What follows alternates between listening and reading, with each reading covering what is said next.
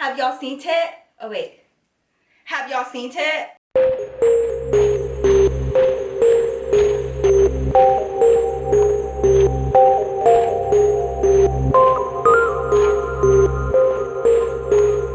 Hey guys, welcome back to my channel. So today I got another story time coming at y'all as per usual, because y'all know we turn up on Thursdays. I know that you guys must have so many questions about what the fuck is going on. I got you. I will answer them. Don't even worry about it. But before we get into the story, as usual, today's glamour shot of the day is my homegirl, Sandra. Sandra, okay, everything about this, like even your outfit. I'm loving your trench coat, by the way. You look so gorgeous. Thank you so much for being one of my beautiful glamazons. You guys know that I could not do this without you. I would not be here without you. I just want to thank you guys and let you guys know that I love you so much. My Glamazon family makes my whole life. Now let's get into the video. There are going to be a lot of people that are probably watching this video fucking pissed, because one of which is my mother, because my mama don't even know. And also my future in-laws, they're probably really confused because nobody understands what's going on. So mama, everybody just calm down, it's all good. I'll explain. You guys are gonna hate me so much for this. I got y'all. Girl, please. This is a fake ring. It is from Walmart. It was $9. I did it for a prop to get y'all all hyped. I'm sorry, I couldn't help it. Y'all walked right into it. But this is about the time that I got proposed to. No, that ain't my ring. I'm sorry. Even when he does propose, he will have you guys involved and we'll have somebody film it, because I already told him y'all will kill him with your bare hands if he does that and my Glamazons don't know about it, okay? If you guys would like to hear about the time that I did get proposed to, keep on watching. So as you guys know, I did have a relationship before David, which was my relationship with Robert. Robert, I met him in high school. We were high school sweethearts. So I was with him for almost 2 years, and it's going to be about the time that he proposed to me. And I never talked about it because I just felt like it was such a joke, and I felt like it was so terrible. Like, this whole experience was fucking terrible, and I have to tell you guys about it. So that's what we gonna do. I have wine today. You guys remember I ran out of wine? I got wine. I got my stash. Let me go get my wine. Hold up. I got my wine. If any of you guys are wondering, which a lot of you guys were, I've been getting some questions about the type of wine that I drink. Let me be real clear, okay? I am not a wine connoisseur. My mother is. I learned a lot from her, but basically I just drink what tastes good to me. I know it tastes good and I know it tastes like ass. So this is a pink Moscato. Real wine drinkers hate this shit because it's very fruity, it's very sweet, it's very sugary, and it has my name written all over it. So if you're a wine connoisseur, I'm sorry, but I like this. This is a pink Moscato. I like any type of pink Moscato or Moscatos in general, and white wines. Anyways, this is like $8 a bottle, so you know what I'm saying. You got a ball on a budget, girl. You already know I gotta have my wine when talking about this fool, because this was probably the most fuckboy shit he had ever done in our relationship, and I'm gonna explain why, okay? Because the proposal sounds very sweet, very romantic. Oh my God, he's proposing. Yeah, no, this boy did not do it like that. Let me explain. This is going to involve Robert's funky ass, of course. That's what I'm just gonna always say, Robert's funky ass. Robert's funky ass. If y'all ever wanna talk to me about Robert, you need to say Robert's funky ass. He's a funky ass person. So in this story, I'm gonna be talking about two people that I haven't talked about before. The girl, I will name her Natalie, and her boyfriend, I will name him Dwight, okay? So Natalie and Dwight. Natalie and Dwight were a couple, and they had been together forever. They were one of those couples that, like, they literally been together since middle school, and they just stayed together for like ever, okay? If you guys remember, Robert is a year older than me, so they were his age. So they were in the same grade as him. They all graduated together, all of that, right? Robert and Dwight had known each other for years. They were like best friends. They went way back. And then of course, Natalie was Dwight's longtime girlfriend. So she and I, you know, linked up, and we started becoming friends because our dudes were friends. So we ended up hanging out with them a lot, and they were always around. They ended up having a baby, the cutest little boy ever. And so they were like super serious, right? When the baby was born, Robert started talking to me about marriage and babies and all this other shit. And it kind of like opened Pandora's box, and he started becoming curious. And I feel like he wanted us to be like Dwight and Natalie. Like, he wanted us to be that solid. He wanted us to be that committed. And don't get me wrong, I have no problem with commitment, but like, I was just really, really young and I was a baby. Like, honestly, I was not as mature as I should be to make that kind of decision at that time, me personally. When he would start talking to me about babies was a hell to the no for me. Like, I just was not ready. I mean, hell, I feel like I'm not even ready now. Like, I have so much fun with my stepson, but I don't know. Being a mom just like really freaks me out. Like, it just, Natalie and Dwight's baby was about, I want to say 9 or 10 months old. He wasn't even a year yet. And Natalie's birthday came up. So as you guys know, birthdays are huge for me. And Natalie and I had become really close because our dudes were really close. You know what I'm saying? We wanted to do something for Natalie's birthday. And at the time we lived in the suburbs and I was still living in the suburbs. I hadn't moved downtown yet. And I love downtown. You guys know this about me. I've always been that way. So because we lived in the suburbs that was pretty far from downtown, we hardly ever made the trip downtown. But we decided to go ahead and have ourselves a night. So we were gonna go downtown for her birthday. I was 18, they were 19, so we were gonna go to this 18 and up club and we were gonna have dinner, go to the club and party, you know what I'm saying? So we came up with the plan to go downtown to have dinner and then go to an 18 and up club afterwards. So that was like our whole plan. We hardly ever went out and we were gonna do like this double date thing. We were gonna carpool and like the whole thing was planned out, right? So Natalie and I ended up going to the mall and we were picking out our outfits or whatever, and you know, we were pretty poor. Like, I had a minimum wage job at the time, so did she, so we were trying to ball on a budget, girl. So while we were at the mall, Natalie and I were talking, of course, as girls do, and she started asking me questions about, do you think that you're gonna stay with him? Do you think that like you guys have a future together? Like, really deep shit. Okay, now keep in mind I'm 18, like I just became legal. So of course I'm gonna say like, yes, I see myself with him forever, because you know, I have been with him for almost 2 years at this point. At the end of the day, that was my first love. That was like the only person that I had ever connected with that way. So in my mind, I felt like he was my end all and be all. So I was answering those questions like, yeah, you know, I see myself with him, and just stupid shit. You're so dumb, Nikki. Like, what the fuck? So I'm telling her all this shit, and I'm like all in puppy love or whatever, and she just had this smirk. And now in hindsight, everything makes sense.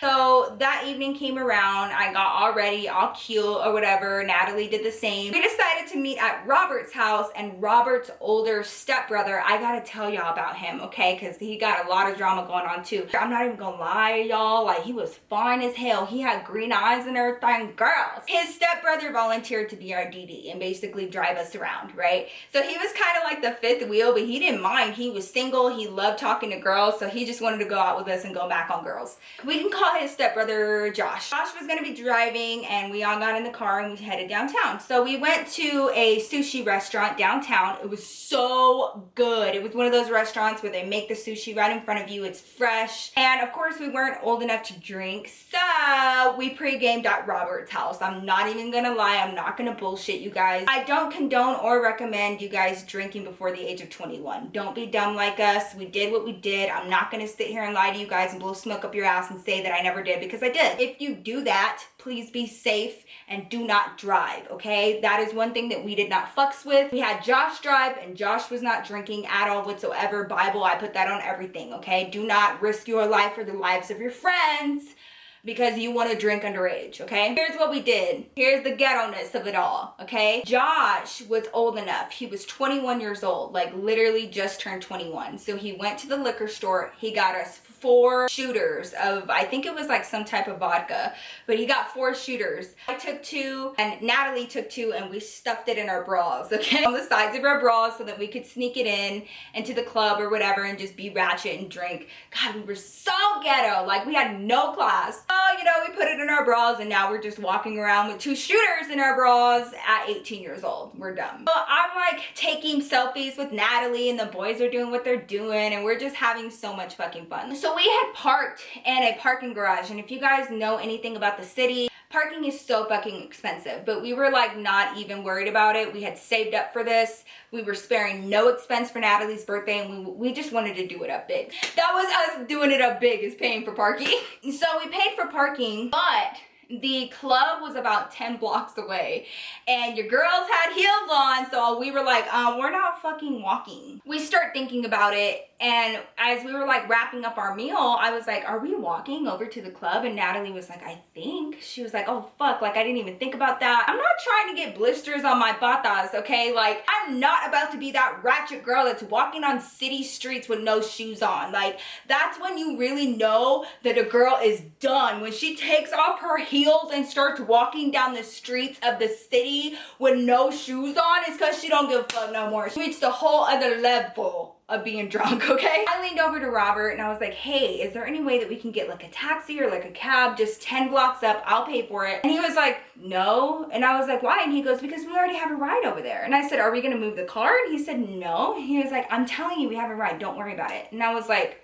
okay. I leaned over to Natalie and I was like, he said we have a ride. I don't know, like it's not the car. I don't know what the fuck. As long as we're not walking, I don't really give a shit. So we wrap up, we pay for our dinner, and then we go outside.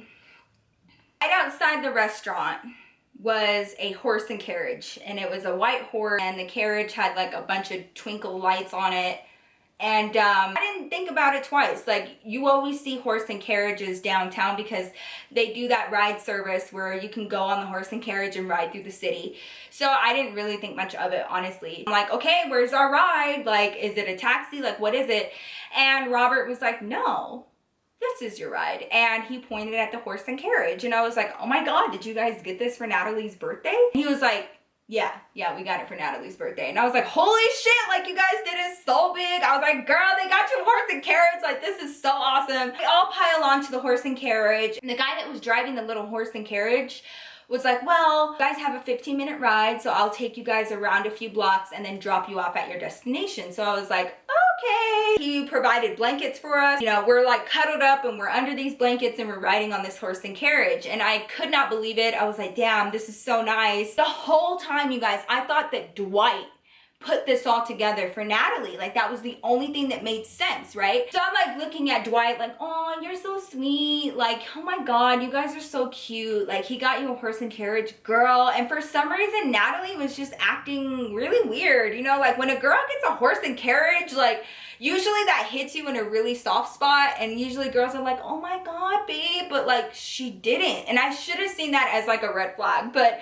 she was just like, yeah, girl, this is so awesome. Isn't this pretty? Blah, blah, blah. And I was like, yeah, oh my God, like happy birthday, girl. We're doing it big. And she was like, mm-hmm. So I sit next to Robert, and then it's Natalie, and then it's Dwight. Across from us on the other side of the carriage was Josh by himself. And we start circling like the blocks, right? I'm driving around, and there's this one part of downtown. It's called Glamour Square. If you Google it, it's like this part of downtown, and over it, it has like a shit ton of like lights, and it's so beautiful at night. Like, it looks like Christmas all year round. It's so pretty and it's so romantic, and they have like all of like the little uppity restaurants and boutiques right there. We go through Larimer Square, and all of a sudden the carriage stops, and it's nowhere near the club that we're trying to go to. So I'm like, are we fucking getting off here? Because we're further away from the club than we were before, and I got heels on. I already told you that I'm not gonna be walking around in my heels.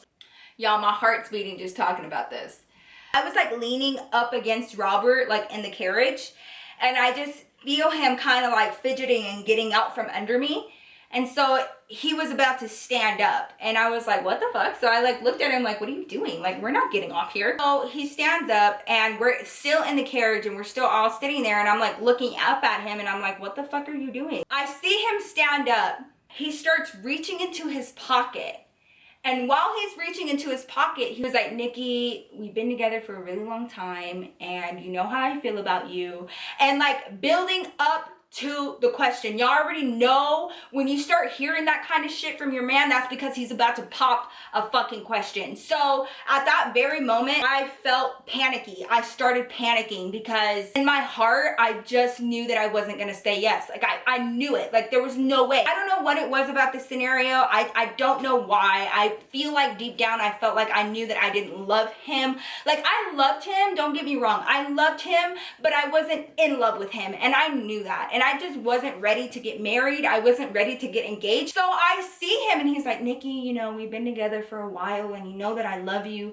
You know that you're my first love. And he starts putting his hand into his pocket. You guys, I was like panicking. I panicked and I grabbed his arm and I looked at him like,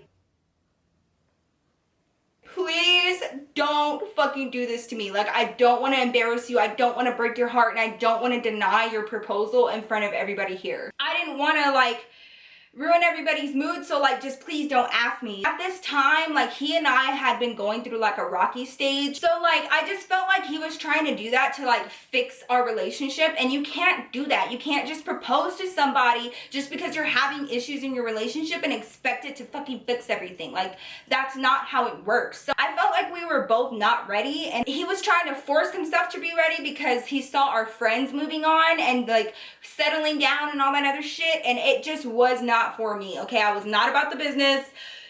So I stopped him. I stopped his arm and I looked at him, and everybody got quiet in the carriage. You guys, it was like the most awkward shit I'd ever been in. I felt like my heart was breaking because I didn't want to hurt him, but like I was gonna hurt him either way. If he would have proposed and got on his knee and showed me the ring and I said no, it was gonna hurt him.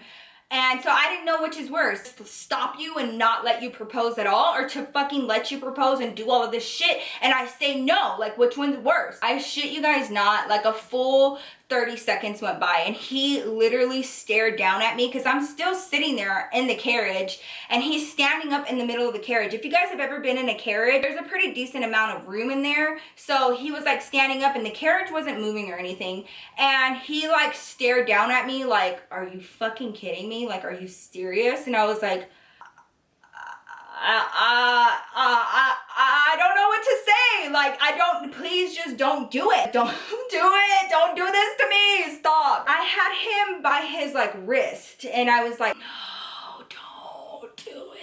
And all of a sudden he just, boom, he just went like this, like to get me off of him. He looked at the guy that was driving the carriage and he was like, we're in the wrong spot. Can you just take us to the club, please? And like the carriage guy looked really confused and he was like, yeah, no problem, absolutely. So after saying that, Robert sat down, but this time he didn't sit down next to me. He sat down on the other side next to Josh, so he was like across from me at this point, so I could tell that he was like fucking pissed at me. I know that some of you guys are like, oh, you should have just said yes for the moment and then like handled it when you got home, but like that wouldn't have fixed anything. Like, I just feel like that proposal it should be saved for somebody that he really wants to propose to. You know what I'm saying? Like, I didn't want him to go through with it and then like all of our friends are all happy for us, his stepbrother, and then like I just get home and be like, oh, never mind, here's your shit back. Just kidding. When I said yes, it's just jokes. I just couldn't do that to him. So I didn't know which one was worse. Like, what the fuck do you do? He sits across from me and he's really fucking pissed, and I can tell, and he's like hurt and pissed or whatever, and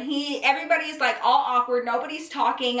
He's not sitting next to me, so I'm just by myself next to Natalie and Dwight, and we finally get to the club. But his ass was so fucking pissed at me that he just fucking peaced out. He got off the carriage and he just went straight to the line to get into the club and just left me there. So Josh helped me off the carriage. Josh walked with me to the club and was like, yo, what the fuck happened? Like, I don't know. I said, and I couldn't even like come up with the reason. I was like, I didn't want him to propose.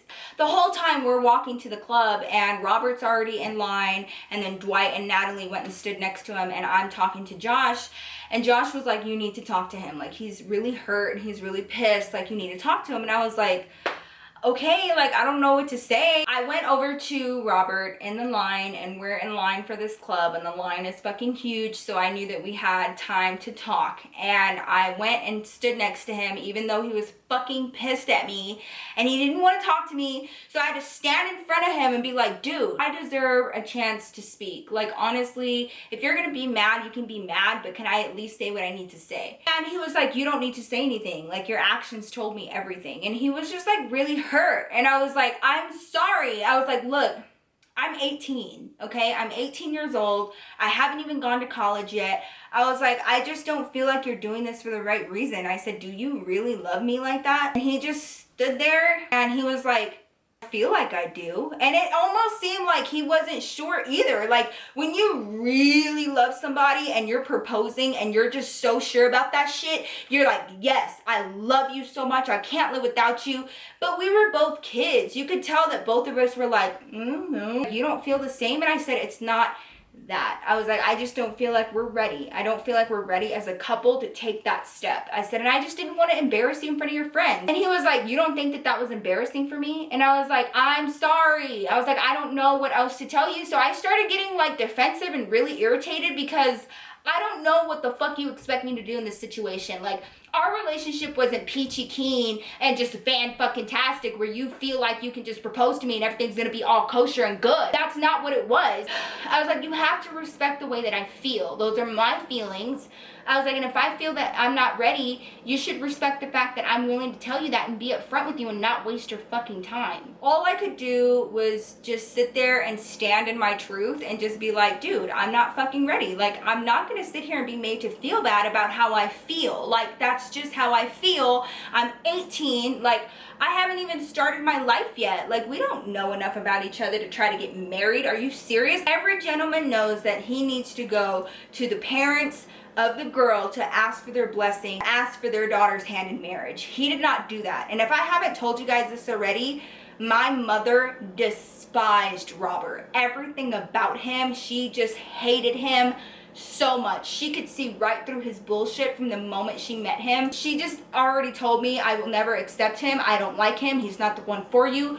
Do not come to me with that bullshit. And so I know that he didn't ask my mom. I know that he didn't ask my brother. I know that he didn't do what he was supposed to do to propose to me anyway, because we were kids. Like, he doesn't fucking know what he's doing. So I was feeling like shit, and the only thing I could think of was, like, I'm so stressed out, I just need a drink. So I went into my bra and I took out a shooter and fucking knocked it back. And so Robert's looking at me and I'm like knocking back this shooter, and he was like, can I have one? And I said, yeah. So I pulled out the other shooter and we're just fucking in line at this club. He takes the shooter and then he looked at me and he put his arm around me and he was like, if you're not ready, you're not ready. And I said, you're not ready either. He looked at me, he goes, you're probably right. So once he put his arm around me, you could feel everybody else fucking calm down. Everybody just calmed down and relaxed a little bit because there was so much tension because I basically like shut down his proposal. So all is good for right now. You know, we took our shooters or whatever and we get into this club and we go dancing and we're having so much fun. Natalie gets so messed up. Like, people were buying her shots. So we got her all drunk or whatever. I ended up getting tipsy, Robert and everything.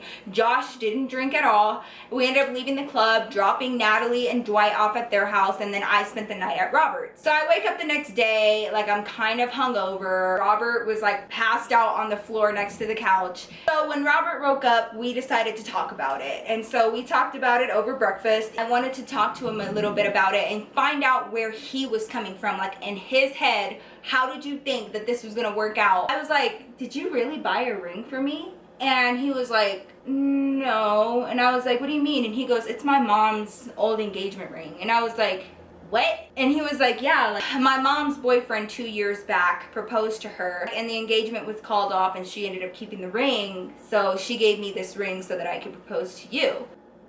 Wait, what? You cannot just take a ring from an engagement that didn't even work out and give that ring to me because you don't have the money to buy me a ring. Like, that is so ratchet. So I come to find out that he didn't even fucking buy this ring for me. It was from another dude that proposed to his mother, and then the engagement didn't even work out and she kept the fucking ring and then gave it to her son and said, yeah, propose to Nikki. Like, ew, I do not want a fucking ring that didn't even make it through marriage. Are you serious? I'm not about to have a hand-me-down ring. Absolutely not. It's one thing if you have like a grandmother that was married for like 40 years and she passed away and your mom had that ring and then passed it down to you to propose. That's one thing. But for your mom to get proposed to and then 2 months later they break up and she just keeps the ring and then says, here, you can propose to Nikki with that. That's a huge symbolic gesture. That's what that is. It's a symbolic gesture of how he feels about you. So like, I'm not about to fucking take a ring